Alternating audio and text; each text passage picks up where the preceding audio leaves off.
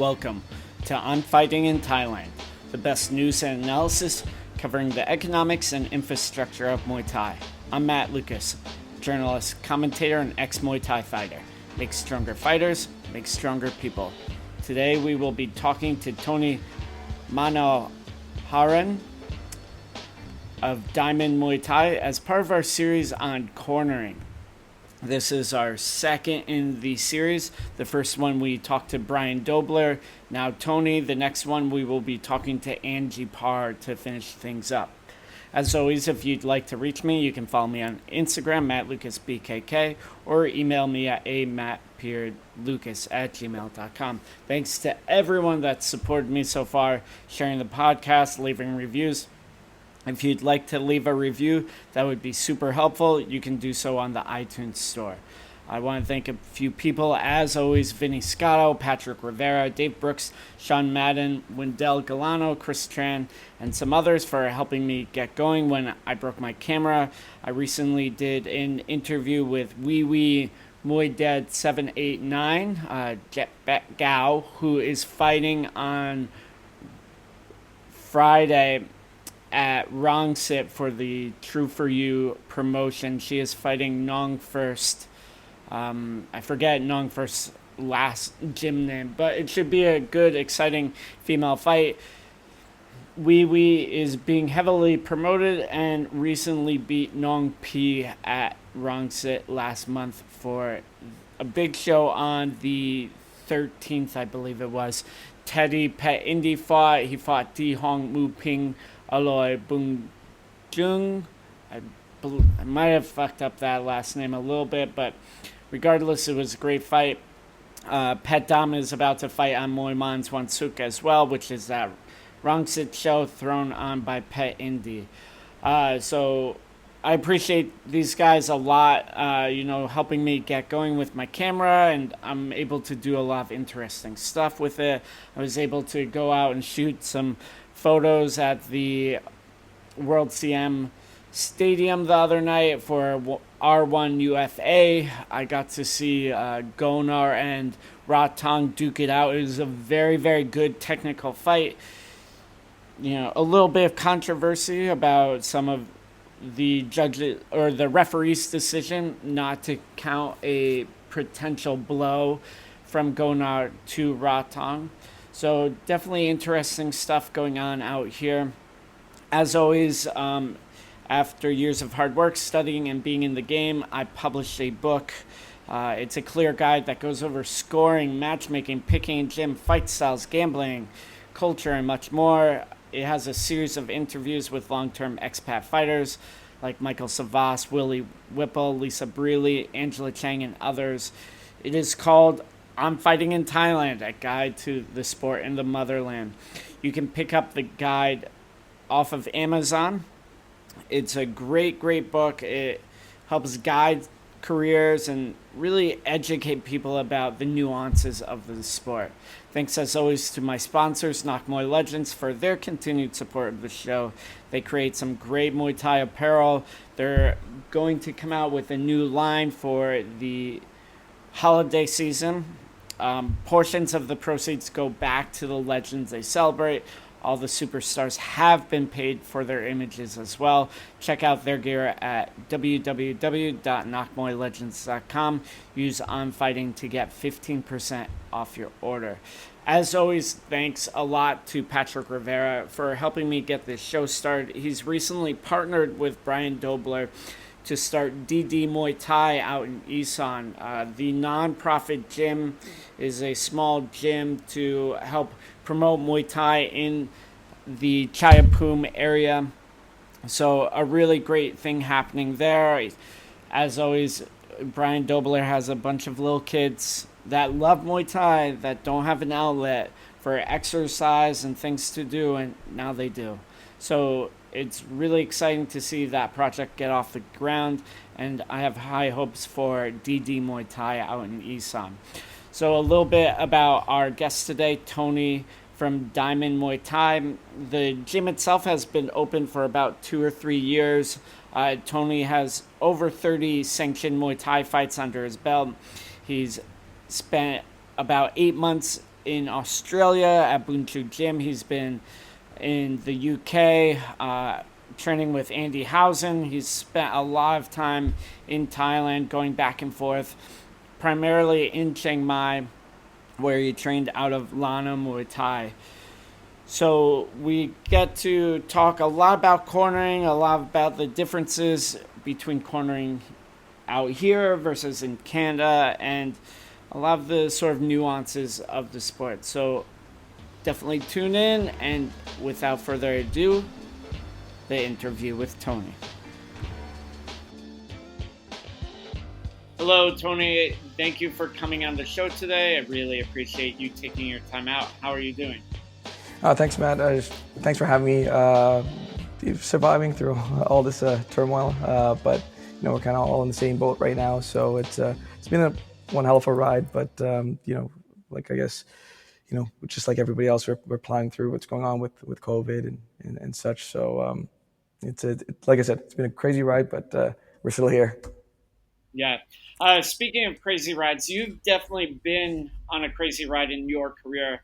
Obviously, you're from Canada, but you've spent an extended period of time in Thailand, also in Australia, fighting out Boom Chu Gym. Spent some little bit of time in Birmingham at Andy Housen's gym. Can you talk to me a bit about? Obviously, you didn't corner everywhere, but can you talk to me about sort of the experiences of cornering and fighting in the different locations? Maybe go like Thailand, Australia, then back to Canada. All right, on yeah. So in Thailand, I've had quite a few stays out there. They varied from 3 months, a month here and there. I think my longest stay was about 5 months straight. When I did my long stay in 2014, I went back to the gym that I usually go to, which was Lana Kia Busaba. So it was almost like the tail end of my fighting career. I was about 30 years old or so, and I said, you know what, I'm going to give this, a real go. I was 30. I was working at a bank at the time in corporate Canada and didn't really like what I was doing. So just basically dropped everything, went out there, and basically wrapped up my fight career. When I was in Thailand, I was given the opportunity to help corner too as well. So I I stuck my nose in there. I told them that I'd like to learn to see, um, what the tricks of the trade were with the sport, and basically. I knew that down the road, we wanted to open up a gym, and this was going to make me a better coach, and still make me a better fighter. Having lived that side of living that side on the opposite side of the ropes, basically, right? And yeah, they gave me the opportunity. You start off basically carrying the bucket, the spit bucket, the water bottle, the towels and such, and you're not really, you're not coaching, you're cornering, you're assisting with the fighter. So by showing them the interest and such, I helped work a lot of the local stadiums. I bought my ticket, got in there. Eventually, they would sneak me into places like Taipei Gate or Lacrosse Stadium or the new Gilboa Stadium in Calgary. So that was a good learning experience. Obviously, coordinating a lot of the foreigners at first. They also would the ties would tell me, okay, talk in English to them, like, convey this message over to them. And I do my best to do so. So it was a learning experience for me. I got almost every other day we're at fight events. So it was really cool to get that experience underneath my belt. It helped me tons. And then it came to the point that they even gave me a chance to corner at Rajadamnan. So that was one of a huge highlight. And yeah, it was, about 5 months of that. I ended up going to Australia. What was the situation at Rotterdam there, and who did you corner? What was that experience like? It was a fighter named Tor. I've known him since he was 14. I went to Thailand the first time around. It's 2008. We're like brothers. I mean, he's a solid kid, and to see him grow from fighting at smaller stadiums and festival fights to he's fought at Lumpini, he's fought at Rajaman, Channel 7 as well. So there was the opportunity came out where he didn't have a cornerman to take him to the event, and he basically was going to travel by himself. So I told him, I said, like, what are you going to do? Or are you just going to take the bus over there? And as you know, they have hired cornermen at the stadiums, right? At the bigger stadiums like Lumpini, where they basically tour the circuit. So these guys are very well experienced cornermen. So He's like, I'm just going to hire someone there, and they'll just take care of me. And my manager is going to be there. He had a manager that worked at an older guy that was this gentleman that managed fighters in northern Thailand and brought them to fight at Rajadamnern and Lumpini and such. So he said he was just going to, go out there and take the bus. So I asked him, I said, well, if the gym's okay with it, maybe I can come along with you and help. And first of all, I didn't want to take a 14-hour train ride, so we ended up buying tickets, getting me on a flight. It was obviously like a 45-minute flight between Chiang Mai and Bangkok. We got in the hotel. I paid my fare to get into the stadium because they don't let foreigners come in free at all, right? So paid my fare, got a chance to work at the back. It was actually a pretty cool story because I had taped hands before here and there, but he basically showed me the night before how he wanted his hands taped, and we get to the back of the stadium, and then we're kind of surrounded by a few Thais, and basically they're asking who's going to work the corners and what, and he pointed at me, and all of a sudden they got a chair, they put him down, and like a circle of Thais came around and watched me tape his hands, and I Yeah. kid you not, it was the most nerve-wracking thing in the world because my palms are getting sweaty. The tape's not cutting. I'm using my teeth to cut the tape. So they were trying to see if I was doing anything different, right? And I wasn't doing anything different. I was doing basically what they were doing, but I was doing it just much more nervous and more shittier than they would ever do, right? So it was nerve wracking for him to see that. But after a while, they started looking at me and saying, "Okay, there's nothing special about this," and kind of walked away. And I was able to get his hands taped, do the rub down. And just it was a cool learning experience. I mean, it was a cool highlight, and you have to go through these kind of times to learn. As embarrassing as it might have felt, and also at the same time, the fight was a tough fight for him. He got cut early in the early round, and what happens is, as you know, in Thailand, there's two cornermen in the ring. They're just basically tending to the fighter. They're giving him water, massaging him. They're not really screaming out any instructions. They're coaching him on during the fight. They're cheering for him and pushing, pushing the fighter forward. But at the same time, the manager is the one that's doing all the instructions on the outside. So he got cut, and I'm taking care of, let's say, his left side, and the other cornerman's taking care of his right side. When he got cut, he got cut on his left side. So I'm there struggling with the Vaseline, and it was the first time witnessing, a very well experienced cornerman grab the Vaseline on my hand, fix the cut in just one quick swipe, put a dab of Vaseline right on the cut above his eyebrow. He stopped the cut, and was able to prepare the fighter for the next round. So again, I was glad to be part of that experience, but again, it was a learning experience for me, right? So it helped me become a better cornerman, a better coach on a go forward basis. But yeah, it's just like I said, it's nerve wracking because there's a lot of emotions there. You have gamblers screaming. He was able to come back and win the fight. He was down on points. He was able to win the fight, and some of the gamblers had screamed out, basically giving him the bonus, the betting injection to say that if you win the fight, it's an extra 10,000 baht, Yeah. right? So he did win the fight, and that was also relieving on my end because the last thing I want to do is go back to Chiang Mai and he lost, and they're like, oh yeah, it's Tony's fault. We sent Tony with him, and they fucking blame it on me. So it was a cool experience. And then when he got out of the ring, he's kind of shaking too as well. I mean, he just had a tough fight. He's still cut, and blood's dripping down. And the manager basically took him over to where the gamblers were because they weren't paying the 10,000 baht, the injection that they promised. And he made a big fuss about it, and eventually got the money for Oh, Tor. that's a good manager. Yeah. So 2,000 baht went into his pocket, but Yeah, that's the name of the game. that's a pretty typical like manager's fee. To Yeah. take 20% or something. 20-30% or so. Yeah. Yeah, something. And he, I would say the manager sort of deserved it to like force the gamblers to give the money because your boy wouldn't have been able to go up there and get the money himself. A hundred Um, percent. So they take care of him, and what's that? I said it's a gambler sport nowadays, right, in Thailand, right? So it's driven heavily by gambling. It looks like the New York Stock Exchange from the '90s, the way the gamblers, are exchanging hand signals and agreements and such. So even when I was there, not so much in Rajadamnern, but in the smaller stadiums, we would talk with like some of the Thais and just put money on fights and such, right? So it usually red corner, blue corner kind of bets, right? The Thais will Okay. bet on anything, so it was kind of cool to understand that. And obviously, like in your book too as well, you explain more how it works with the odds and such. But it's a crazy experience, especially in the bigger stadiums, seeing them shout out live betting odds on a clipboard full of cell phones, right? So it's kind of cool how those things are exchanged. And then, so you said you did Raja Demnon. What was the upcountry scene like, or up in Chiang Mai? What was cornering there like compared to Raja Demnon? Everyone was kind of laid back, especially like the festival fights and the smaller stadiums.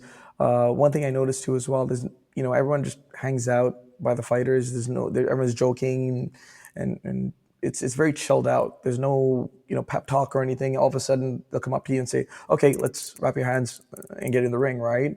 So as a fighter, I kind of witnessed that quite a bit. I haven't competed in that circuit, in the Chiang Mai circuit. So when working corners, it was the same thing, man. I would talk to some of the foreigners and say, listen, like if you're nervous a little bit, know that that's natural. It's also the same feeling that you have with excitement, right? It's very similar feelings. So just telling the fighter that things are going to move fast. When you're maybe a fight or two out, they're going to tape your hands real quick, give you a time, Thai oil massage. You're going to shadow box a little bit, and then it's go time, which is really good in a way because it's less thinking. You have the fighter that's just sitting there waiting and anticipating this fight. Especially if you wrap their hands too early, they're sitting there. So for a lot of fighters in Chiang Mai, some of the foreigners that were coming in, it was just the first time fighting or second time fighting, or they might have fought locally in Europe or North America. And it was the first time they're fighting in in In Thailand, Thailand. right? Yeah, so it's which is rightfully so. I mean, they kind of, I've always kind of scratched my head to see fighters go and fight at bigger stadiums like Rajat and Lupini, having not really fought much in Thailand, in the outskirts, in places like Chiang Mai and the islands and such. I think you got to slowly build up, as Mm. opposed to jumping into the big pond, right, with the big fish. But yeah, in Chiang Mai, it's very chilled out, and which could be a little bit nerve wracking too as well, because you're just sitting there by yourself, and then all of a sudden it's a kind of like a mad rush to get your hands taped, and then quick wall massage, shadow box, and then you're in the ring. So Yeah. that's a bigger difference too, I'd see. And then you also said that you spent a fair amount of time in Australia fighting out of Boonju, John Wayne Parr's gym. What was that experience like? I know you mainly fought out there, but I Mm. guess could you touch on both ends in terms of fighting and cornering With the in corner Australia? experience, I'd say it it's much like Thailand in the sense that the sport's been there longer than North America and places like Australia and England, right? So it's I would can say it's a little bit more developed. A lot of the fighters out there would have their first fights without any gear, like if anything, maybe shin guards, right? There's no headgear. I don't think I saw one fight with headgear in Australia or England.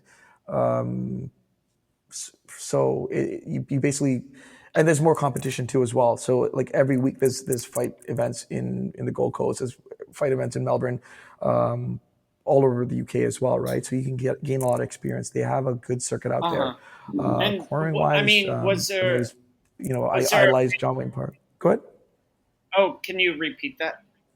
Oh, I said cornering wise, like I idolized John Wayne Park growing up as a fighter, right? So to have him in my corner, it was an awesome experience.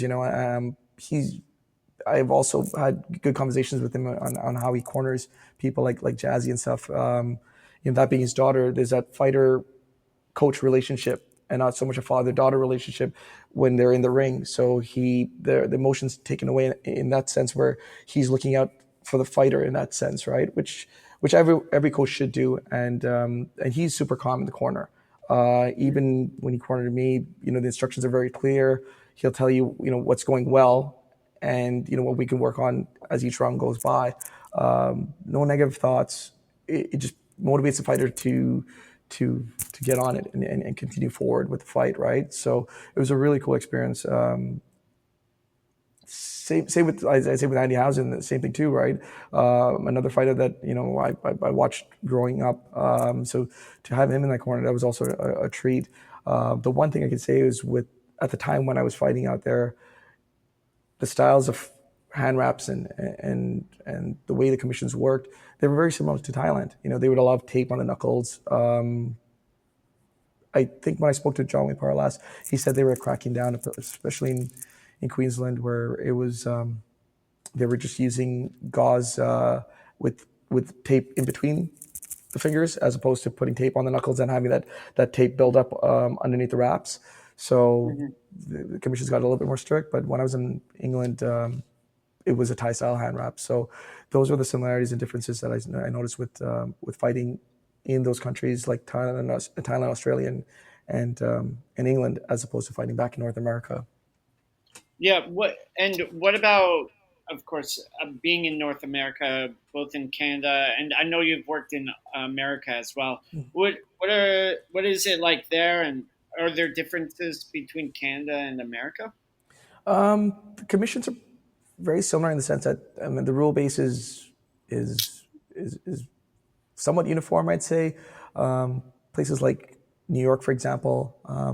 Well, as a coach, just the first thing I would do is always read the rule book, right? Make sure what the commissions, what the differences are between commissions, to see how many corners are allowed in the corner, right? Some commissions allow three cornermen, other commissions allow only two, right? So it's good to know all those different rules and regulations amongst the commissions in Canada and the U.S.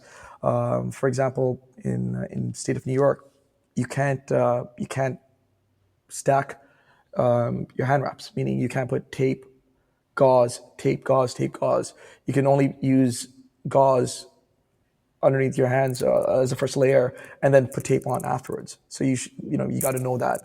You got to ask the commission what's legal and what's not, right? So if they're permitting stacking, like let's say for example tape and then gauze and then putting tape more on top of it, well, it's not an unfair advantage. It's just I'll give the fighter the competitive advantage in that case because it's in the rule book, right? Yeah, So yeah. knowing those little things really helps when Hmm. you're going to fight in different commissions across the states and across Canada.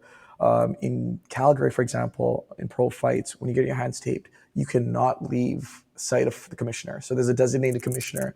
So if you want to go to the washroom, they're coming with you. So if you're going to go to go take a piss or whatever it is, they're coming with you and they're gonna watch. Hmm. They're gonna watch you as you go to the bathroom. You can't take any caffeine, so there's no Red Bull, no nothing like that. It's just water in your corner. They're very strict. In the state of New York, for example, when we fought in Madison Square Garden, that was the first time I actually met you. You have the Yeah. commissioner right there in your face, as you corner. They're almost listening to the instructions as you're there. They're checking on the fighter to make sure they're okay. So Mhm. it's a lot more hands-on in places like North America as opposed to Australia and England, which is very similar to the style of fighting in Thailand in terms of the commission and how it's run out there. Hmm. And then you've also done a fair amount of cornering at some of the tournaments. I know you've been to the TBAs before. What is that like compared to doing singular fights? Um, it's it's a little bit more stressful because you're tending to a lot more people, which equates to more emotions too as well, right? So they're a lot more people to handle in that sense. I love going to the TBA. I always tell Pam and Pete, it's Pete Peterson there, that it's like my Christmas. You get to meet up with all the coaches and fighters and such. It's an annual tournament, which is really sad to see it not happen this year due to COVID. But we have the national tournaments as well in Canada and the provincial tournaments too. So the same thing goes when we're having a lot of fighters there. It's almost like an assembly line of fighters getting their hands taped, getting them prepared. I rather tape everyone's hands early so that we're not rushing because sometimes you have fighters that go back to back or are very close to each other in terms of the fight orders. So you're going to hop from one ring to another, making sure that there's someone with the fighter. We've made the mistake before, keeping fighters in the back room by themselves, and then they're kind of getting nervous. Panic ensues. They don't know if they're going to have a corner or not. And I always remind them that the show is not going to start without them. So if they're in the back room, hang tight. Let's get finished with one fight and then move on to the next, right? And controlling those emotions, it's tough because a lot of these tournaments, we're having fighters have their first or second fights. So again, these are rookie fights, right? So if they're fighting in C class, they don't know what to expect. if they're fighting in B class or A class, they've been, this is not their first rodeo. They've, you know, they know what's going on, and in most cases, some of the fighters will also help with the cornering too as well. So once they fought or whatever, if they're an experienced fighter, I'll have them, you know, learn the trade as well. You know, and it starts with how I started. You know, carrying the water bucket, carrying the Yeah. towel. That's the you know, the minor responsibilities that they should, they're going to be nervous too as well, just like the way I was nervous about, you know, working in the corner as an extra, you know, like the person that's outside there putting the stool in. You know, you're given one responsibility, but it means a world to you because you don't want to mess up. And in most times, people mess up, right? And mistakes are made, and that's how you learn. Hmm. And you mentioned working at Madison Square Garden for that Triumph show quite some time ago. But have you worked other shows in New York City besides that one? Yeah, but we had fighters on Friday Night Fights before, the old TKO shows that were thrown in Queens. So we had fighters on those shows too as well. I competed on some of them. So if a teammate was fighting, if they fought after me, I would help with the corner. If they fought before me, then you know, I was usually in the back room, right, having, you know, just waiting for my turn to get in the ring. But yeah, those were also good experiences to, you know, to corner too as well, because the New York State Commission too as well, they have their own different rules. Every commission has a different set of rules. Knowing those rules inside out really helps. So having Hmm. fought there, and you know, watching my coaches having taken care of me, it helps when you go and you know what to expect basically. So you, when you go there, you're not kind of fumbling, asking questions. You know, having a commissioner come over and tell you you can't wrap hands that way. Oh, great! Now I got to cut the hand wrap off and redo it again. You know, so knowing those rules really helps. And but at the end of the day, well, so there's also Warriors Cup too as well, that we competed on and had fighters on. So Chris Tran's show. So at the end of the day, it's still the same job wherever you go, whether it's New York, Thailand, it's still the same job, no matter what caliber fighter is, whether it's having a fighter at Rajabnanan or having a kid in a smoker show that's a junior. You know, the job's the same. It's, we just take care of the fighter, you know. And I was blessed to have a really good coach with Thomas Jensen, and then Alex Reacher was a training partner of mine. He owned the gym, and I was really blessed to have them in the corner because from the get go, they treated all the fighters like pros. They treated everyone like a professional. So Hmm. the night before the fight, we would go to the gym, get a rub down, shadow box, cut a little bit of weight, and that was a really good learning experience because you see how they treat the fighters. So now I know how to treat fighters and how I felt. You know, so feeling professional in that manner, even if it's your first, second, third, whatever amateur fight, you know that you're taken care of. When you go there, you can see that they're not running around looking for tape or gauze or looking for a bucket. They have everything with them, you know, so everything's much more calm. You're going to go in the ring more confident. There's no panic in the corner. So that really helps. And the way they treated us, like I said, you know, even for my first amateur fight, I had my hands taped, right? And when you look around in the change room, you might see coaches just getting the fighter to wrap their hands, other coaches getting their fighters to wrap hands with just a regular hand wrap, you know. And you start looking and you're like, okay, that's, the treatment's different here, right? So not to say that they're going to fight any differently, but you know, the nerves are calmer for the fighters Hmm. that are treated more professionally, I believe. Yeah. What are some of the highs and lows you've experienced or seen cornering? Um, I've seen, like, I mean, I'm not gonna name any names, but you know, you've seen cornermen and coaches like make it about themselves, right? Their egos come in the way. So, you know, the fight's happening, but you see the cornerman yelling, screaming at the fighter, and you're not really doing them any good. They might be in a bad place already, right? The fight Hmm. might not be going their way, and all of a sudden you have someone yelling and screaming at you. You're just putting them you know, in a dog kind of dog down mood. How do you expect them to perform the next round? How do you expect them to come back? So I've seen that. I've seen a cornerman actually walk away from his fighter, just leave him in the ring. A coach, What? yeah, Or what happened? um, ego. I think like that's got to be it. And it's a pretty shitty thing to do, like just to walk away. That's a real Um, shitty thing to do. yeah. I think it's So like one of the worst. well, you also you brought the fighter there. Their safety is in your hands, right? Yeah. So just because they do something you don't think is right doesn't mean that you just like abandon ship, right? So you swim with them. You're there to take them. It's a journey that they're going through. So take them through it, whether they're having a tough fight or not. Like you can't just celebrate the wins. So seeing that, obviously, it's a good example of what not to do. But then after, like, I've also watched other fighters, like really good coaches, prepare in the background, right? So, for example, we've seen coaches like Brian Dobler and Brian Popejoy warm up their fighters. I always keep an eye out because I want to learn, right? I want to learn. I want to see what they do. The TBA is a really good place for that because you see a lot of good coaches. And you can pick up on certain things. Getting back to the TBA, for example, whenever we go there, it's almost like a social event. Once the fights are done for the night, everyone goes to the bar and everyone's kind of hanging out, has a couple of beers.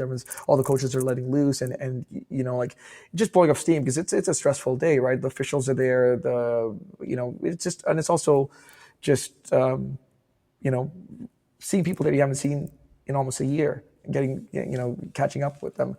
So I always make it an effort. Like a nerd, I'll go up to the coaches that I look up to, like guys like Brian Popejoy and such, and I'll bug them and I'll ask them, okay, like what are you doing with this fight, or how are you getting them motivated and such, and I'll try to pick their brain. I'll try to talk to guys like Eric Haycraft and such, just to see what they're doing with certain things with certain fighters. Guys like Chase Corley, they'll give me the time of day, and I'll even bug them and say, I need 10 minutes of your time. Let's just talk about this issue that I have with a particular fighter. How could I solve it, right? And I'll get their input, and it's valuable to me. Yeah. So, what are some specific things you've picked up from those guys? A lot of times I'll ask them how do they keep fighters motivated, right? And even Brian Popejoy was saying, like, fighters are going to go in and out of the sport, meaning that they're not going to be hard on the sport the whole time. Like he's has an amazing stable of fighters with like Janet Todd, Jackie Bunton, Nathan Ward, and such, right? So Nathan's he's definitely been in and out. for sure, and like it's like you'll see them going through hot spots where they're like, they'll be fighting at the top level and then take a break, right? And ultimately, he was saying that basically, it's up to the fighter as well. I mean, you as a coach, you keep them motivated. You do the work with them. We have a couple fighters at the gym. Julian McDermott, which is one of the most dedicated fighters that we have right now currently. So getting up in the morning, doing morning training with them, and then having them come back in the evening late at night and doing more training with them, you can see the interest is there, right? There's a spark, right? Fuel the fire as a coach, right? If there's a spark or a small flame, you have to keep them motivated. If the flame starts to die out a little bit, it's fine. It's you do your best to rekindle the flame and turning into that that fire that they need to take into the ring, that they need to take into training sessions, so that it keeps them motivated. So having those talks with coaches really helps, because they might have dealt with a fighter like that, or a character like that before. So having those conversations really helps. And it's not so much like venting out and complaining, like, I got this fighter that doesn't show up but wants to fight, blah blah blah, what should I do? It's more like, what can I do to help them? And also, there's also those things, times where you have a fighter that might have been fighting too long too, right? So, do you know when to pull the plug on their career, or just say, like, I don't think it's safe anymore to be competing? Have, Having a have, conversation with the coach helps, right? With another coach that might have seen that scenario before, gone through that scenario before, right? have you had to do that to someone before? Yeah, I had a fighter that was kind of not really, well, I wouldn't say motivated. I'm just taking fights for the sake of taking fights. So having that conversation and telling him, like, what, maybe we should take the right fights instead of just taking any fight and going and getting potentially hurt. It's for their safety. And if they don't think that I'm doing a good job fighting the fights, and maybe they're better suited for another coach. Like, I mean, if they leave, right? It's not that I'm gonna get them fights just to keep them in the stable. It's not Have, right in that sense, in terms of their safety, right? what happened with that fighter? They stick around. They're still around the gym, but they haven't fought since. And I think you try to motivate them in other roles too, right? Helping with training with like he comes in and helps with sparring, for example, right? Mhm. So he can help with up and comers and such. So giving them the motivation to do that, there's still a role in the gym, right? It's Yeah, just a different role than a fighter. absolutely. Hmm. And how did you stay motivated as a fighter? Uh, it's a tough one. I I always tell this to people. I didn't necessarily like to train, to be honest with you.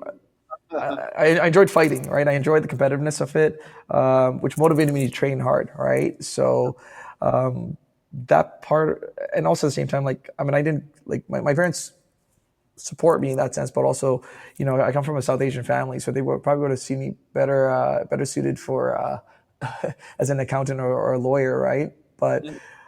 like they would always kind of say like, how long do you want to fight for? How much more longer, right? And especially when I came back with like stitches on my face or a broken nose or torn MCL, it didn't really help. So it was more the inner drive that I had, and again, I had really good coaches too as well.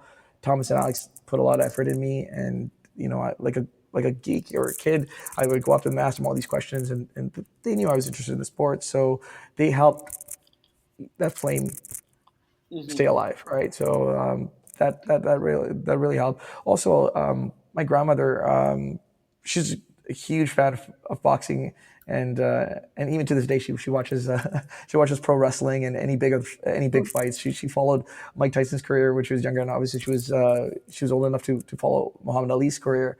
Her Mhm. grandfather, or sorry, her father, which is my great grandfather, was a boxing coach. So Oh, cool. he coached fighters in Sri Lanka and took them to places like Singapore and Malaysia to compete. So it's I'm not saying it's in the blood, but it kind of sparked my interest Uh-huh. in wanting to be a better coach too. So And when you were actually fighting, what sort of things did you find helpful and or like not helpful or you disliked um, in relation to corners?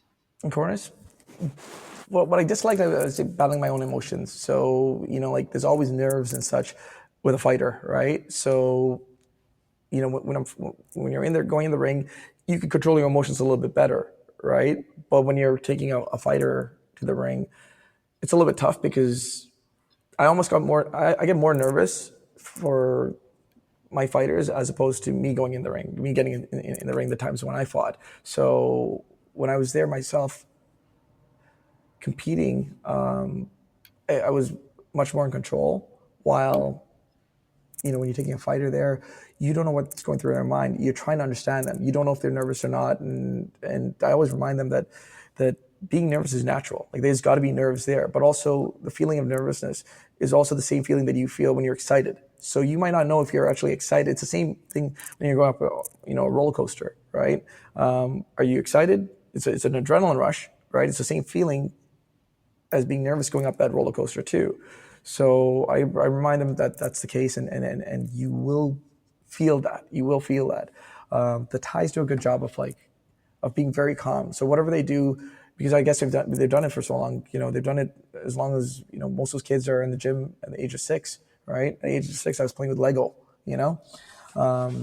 So they've been there plenty of times, and you could see that they have that switch that they turn on when they get in the ring. The same thing with the cornerman.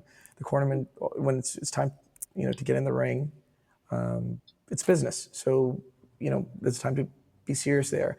So there are similarities having competed. So also having competed, it really helps me with the fighter. So I know that if they get hurt, how to manage them in that sense. And because I've been hurt before in the ring, Mhm. there's little tricks where you could say like, if you get knocked down, don't get right up. You might be wobbled already. You might get up and it looks like you're on broken roller skates, right? Take the 8 count and get up. When the ref counts to 8, like get up at that point so that you take that extra time, to regain your marbles and be on steady feet. So those kind of things help. And it comes with experience, right? Having fought Yeah. before. Hmm. And then what do you do after the fight? Is there, a certain system or things that you do with the fighters if they win or if they lose? Well, the first thing I ask is, and this is from my coach in Thailand. He passed away, Addy Thompson.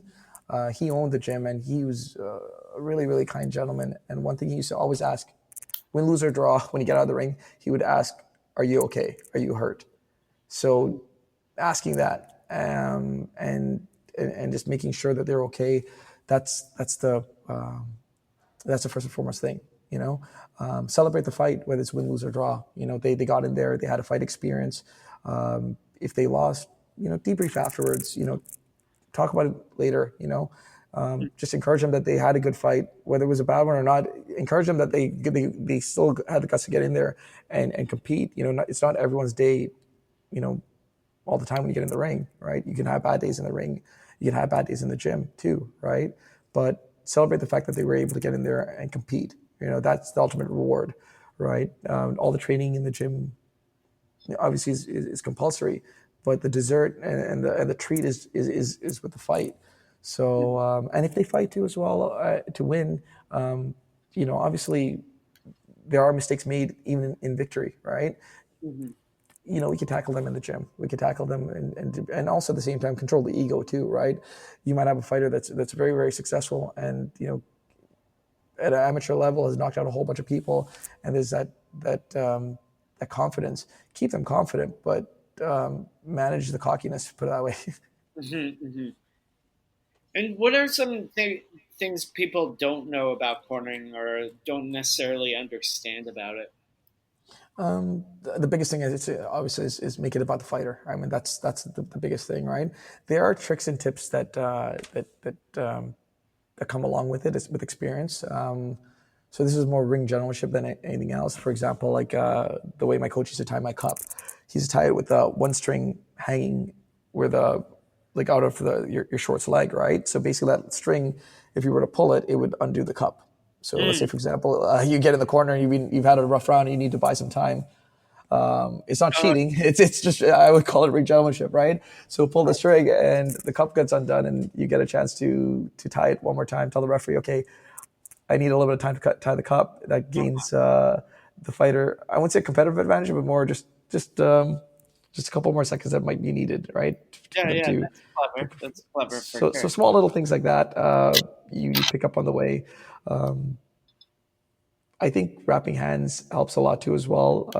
We wrap everyone's hands at the gym for the fighters class with regular hand wraps. So we actually wrap their hands. I have our coaches Raf and Steve that have helped out quite a bit with some of the fighters classes. I teach them how to wrap hands so that they are comfortable doing it, and we just do it with the regular hand wrap. When we get closer to fight events, I'll actually do a tape job for the fighters, just so they're comfortable so they know what to expect when we go to the fight events, and they're in a competition kind of atmosphere. So those kind of things really helps, and it keeps you sharp when you know how to wrap hands and doing it on a daily basis. Mm-hmm. So those are things that I've picked up on.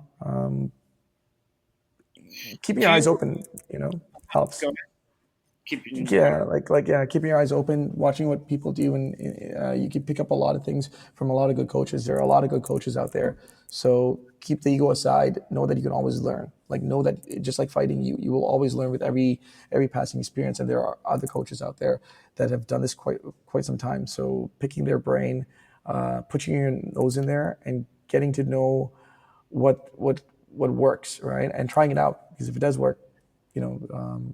That's another tool in the toolbox to take to the ring. And what sort of stuff do you do before the bout? Do you watch your opponents a lot? If they're warming up, yeah, definitely. Like I'll take a look and see what they're doing. So that will help in the corner too as well, right? Sometimes if they're doing pad work, even better, because personally, I never believed in pad work before fights. It's not really the best thing to kind of blow all your pennies before the fight. So if they're doing pad work, I'll kind of gaze over and look at what the other corners doing, what the opponents are doing.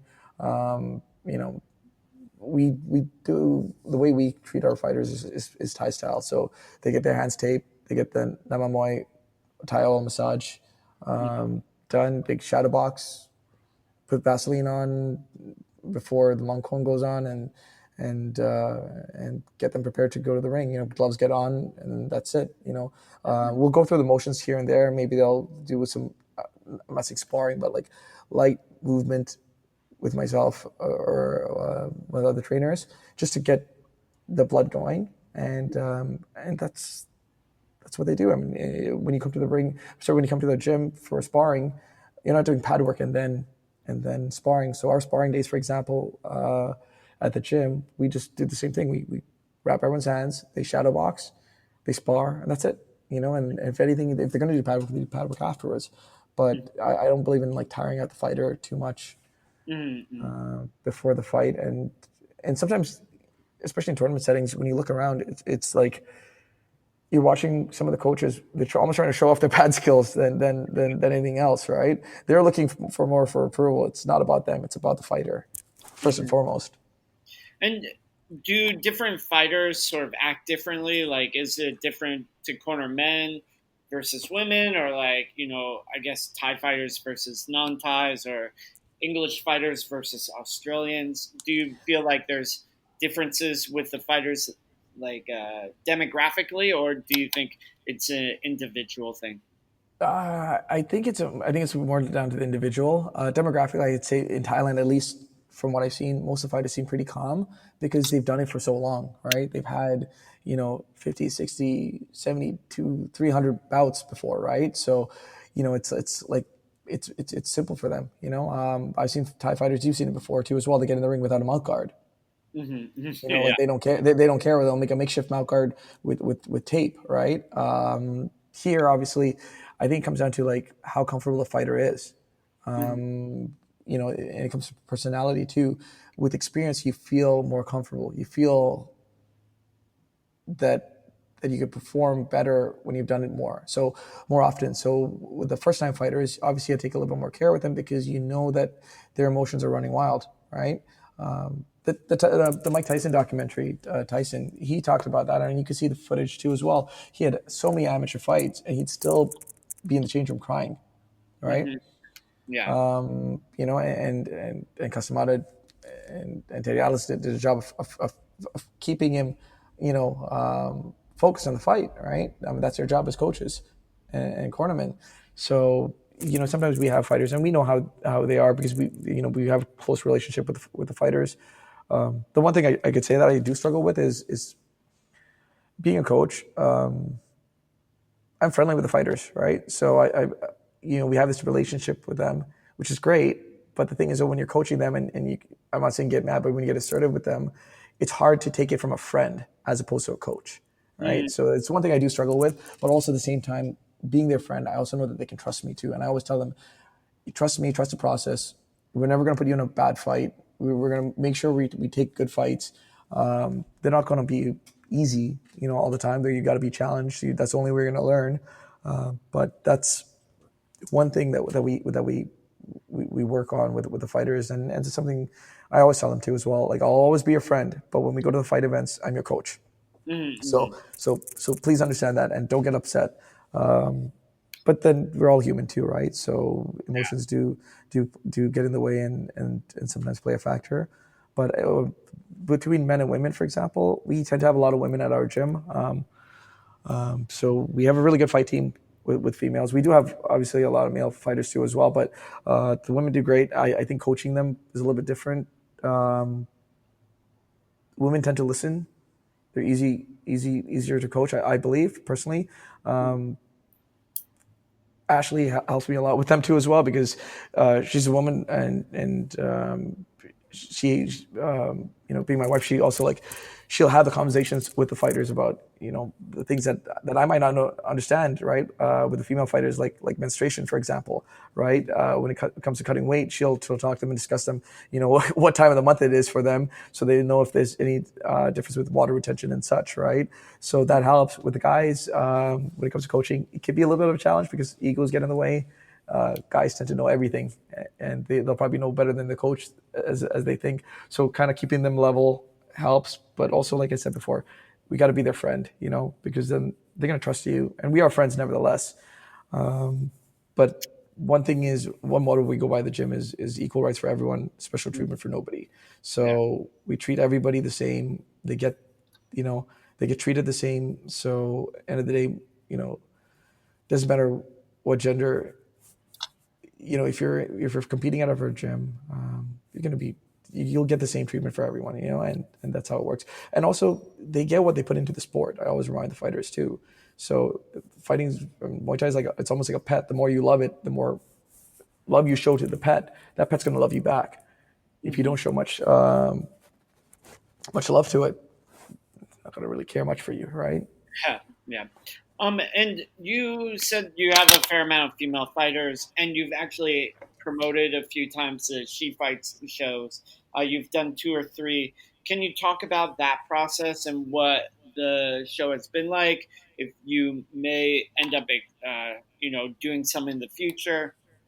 Yeah. So She Fights was originally Mike Reed's promotion with Back Forward Kick promotion. So he threw a pretty crazy show. He was actually not even in the country at the time. He was in Thailand working Mm. with IFMA, and he threw the show uh, basically, you know, from living in Thailand, and it was like an amazing show. He had Janet Todd fight Yumiko from Krudar, and it was a great fight. It was a good overall card, and not so much the following year, but the year after, he approached myself and Ashley about working as matchmakers and promoters to help scale the promotion, to a larger audience. And we were all for it. I mean, we loved the concept. It was an all female show, and then basically, I had like one stipulation. I said, "Can we just basically throw the budget out the window and just try to make this obviously cover costs, but make this like a mega show?" And he was all for it. Yeah, he was great to work with. The second show we did, I think it was 2017. No, sorry, 2018 in September. Yeah, September 2018. We brought down Wayne Parr and Jazzy Parr to fight on the show, and they fought Brian Dobler's fighter Nicole Hernandez, right? So that was a great fight, and then we had a 4-woman tournament with bringing down Jackie Bunton. Taylor McClatchy was in the tournament as well. Vanessa from Combat Arts, and Megan Cameron from Calgary. So we flew in quite a number of fighters. We also had Janet Todd on the show too. I think that was probably her last amateur fight before she went pro.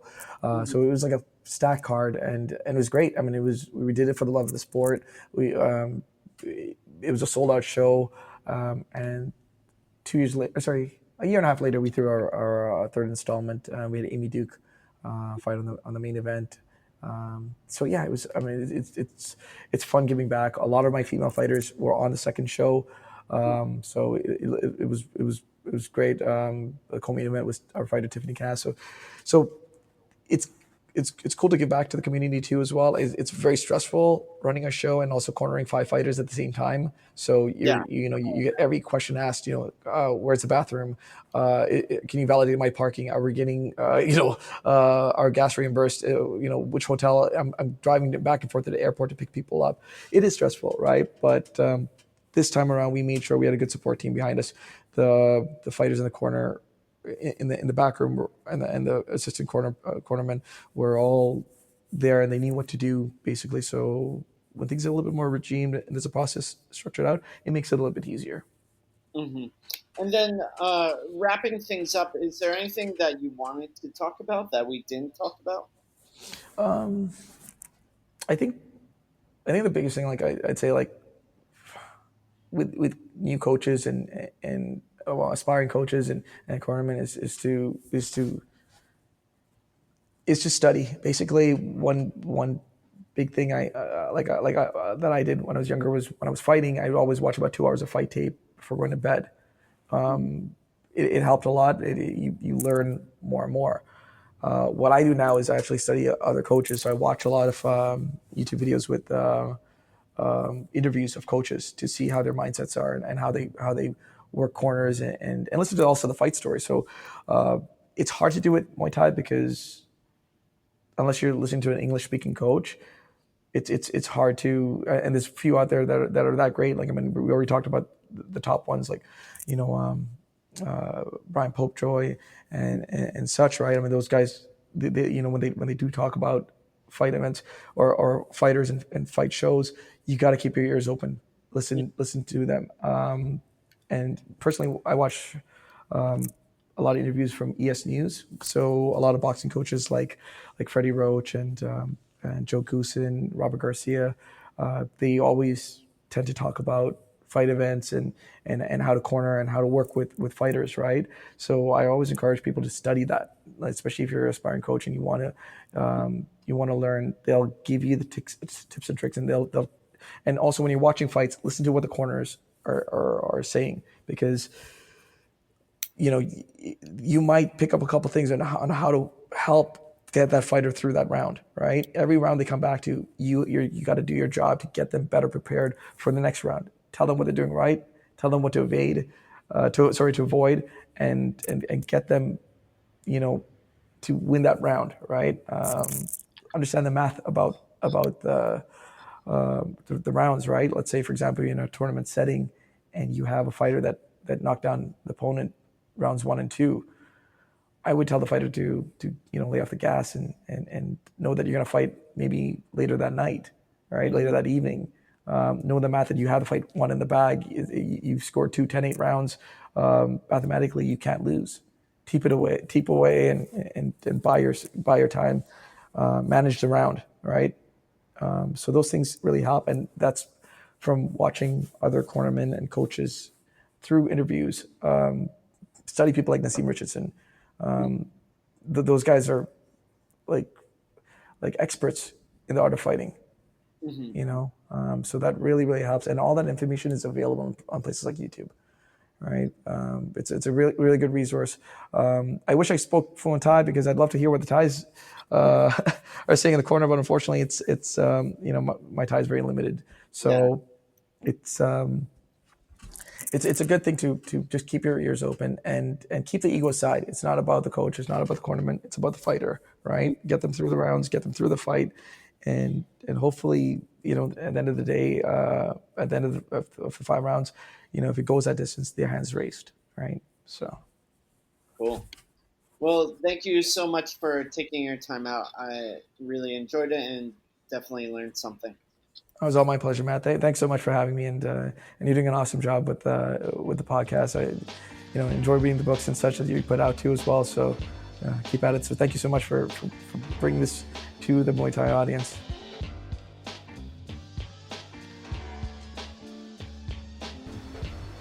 So it was great to talk to Tony. I thought he had a lot of interesting insight. It's really interesting to hear about someone from Canada, how they got into the sport, especially because I feel like there is a disconnect between Canada and America in terms of, or the United States, in terms of Muay Thai culture, and it's just not as connected as I think it could be. And a lot of times Canadian fighters are not that far away from the United States, especially in cities like Vancouver, which is very close to Seattle. And then Calgary is not that far away from New York City.